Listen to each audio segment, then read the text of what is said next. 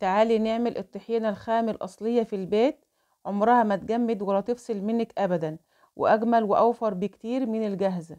وما شاء الله ريحتها وطعمها تحفة. وهنعملها بطريقة سهلة وبسيطة. نسمي الله ونصلي على الرسول. معايا ربع كيلو سمسم، ده سمسم أبيض. في طاسة على النار على درجة حرارة أقل من المتوسط، هحط فيها 250 جرام سمسم، سمسم أبيض مش متحمص. أنا كده بعقمه، وكمان بطلع الرطوبة اللي فيه عشان لما أجي أطحنه ينطحن معايا بكل سهولة ويبقى ناعم. نخلي بالنا إن السمسم ما ياخدش أي لون معانا خالص. تقليب كده على طول، وعلشان ما يمررش معايا الطحينة ومش هيكون كويس وهيغمق اللون، يا دوبك بس يعني بايدينا كده نحس ان هو بقى دافي. يا ريت لو انت اول مره بتشوفي قناتي، اسمي سماح، يا ريت تشتركي في القناه وتعملي لايك للفيديو ومشاركه مع اصحابك وحبايبك. خلاص كده بقى دافي معايا كويس اهو، مش عايزاه ياخد اي لون. هحط كوبايه سوداني وزنها 8 كيلو، 125 جرام، متحمص عادي خالص مفيش اي مشكله. وتقليبها كده برضو عايزاه يدفى. طريقتها سهلة وبسيطة، بس في تكات بسيطة كده عايزين ناخد بالنا منها عشان تقعد معانا أطول فترة ممكنة. خلاص كده بقى دافي معايا كويس زي ما انتوا واخدين بالكم، ما شلتش ايدي من الطاسة خالص. خلاص كده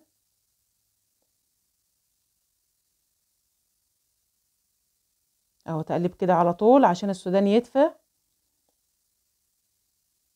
وهرفع على طول من على البوتاجاز واروح نقلها في طبق تاني على طول عشان ما تاخدش لون. في الكبة او لو عندك مطحنة، مطحنة الخلاط اعمليه فيها. هحط شوية بشوية كده الاول، والمهم ان احنا نطحنه كويس. عملت معاكم الطحينة قبل كده باللي هي معمولة بالدقيق، لو عاوزاها بطريقة اقتصادية ان شاء الله هسيب لكم اللينك في اول تعليق مثبت. عايزاه ينطحن كويس يبقى ناعم، وكمان عشان يطلع الزيوت اللي فيه بيبقى عامل زي العجينة كده. شايفين عامل زي العجينة. كل ما طحنتيه كويس كل ما يديك النتيجة افضل، وهتبقى الطحينة ناعمة معاكي. بأمانة الطحينة اللي تتعمل من غير دقيق بتبقى اجمل بكتير قوي، في طعمها وريحتها بتبقى حلوة جدا. زي ما انتوا شايفين كده بحط شوية بشوية كده في الكبة علشان تطحنوا كويس جدا، يعني ما نحاولش نكتر فيها.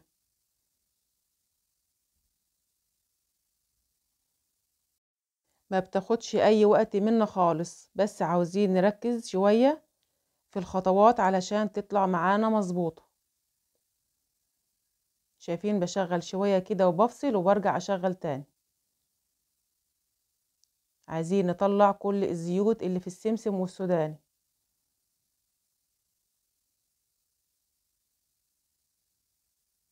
دول بقى كان اخد شوية معايا.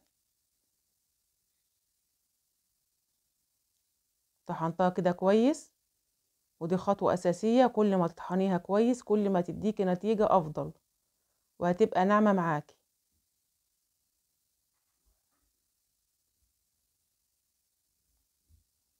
ودي كل الكمية ما شاء الله حلوة جدا.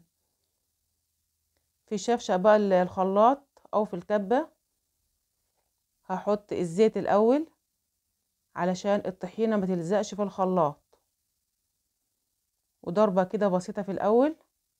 حاطة كوباية زيت، كوباية زيت واحدة. خدي بالك اهم حاجة يكون الزيت نظيف، ما يكونش له ريح علشان ما يأثرش على الطحينة.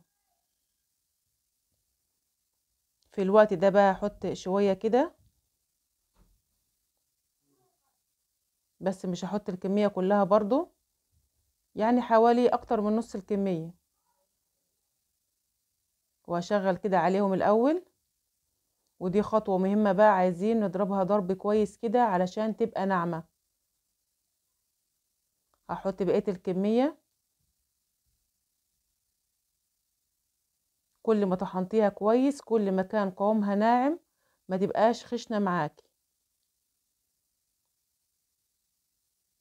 طريقتها سهلة وبسيطة، خدي انت بالك بس من الخطوات وهتنجح معاكي من اول مرة. خلاص هحط بقية الكمية، هنزل كل اللي في الطبق كده وهشغل عليها تاني.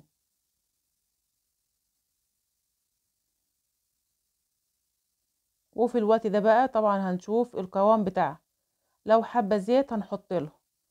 خلاص قوامها كويس بالنسبة لينا، مش هنحط زيت تاني، وهنشوفها دلوقتي مع بعض. لسه مشغلة عليها الكبة ونشوفها كده. شايفين تقيلة ولسه عايزة تنضرب شوية كمان. هحط عليها نص كوباية زيت واشغل عليها تاني. وقوامها طبعا انت اللي بتتحكمي فيه زي ما انت عاوزة، اذا كنت عايزاها تقيلة او خفيفة. وحطيت عليها ربع معلقة صغيرة من الملح. الملح علشان يحفظ لي الطحينة مدة اكتر، وكمان بيكون مادة حافظة طبيعية، وعلشان يظبط لي الطعم. وما نكترش علشان ما يحدقش معايا الطحينة، عشان لو استعملناها في الحلاوة الطحينية. خلاص شايفين بقت ناعمة معايا وقوامها مظبوط. لو عايزة تقليها عن كده بتقللي الزيت. وعندي بقى برطمانات ازاز غسلاها بمية سخنة ومنشفاها كويس جدا، وتحطيها في التلاجة لو انت حابة. لو عايزة تحطيها في ضرفة المطبخ مش بيجرالها اي حاجة. بجد حلوة جدا وطعمها تحفة.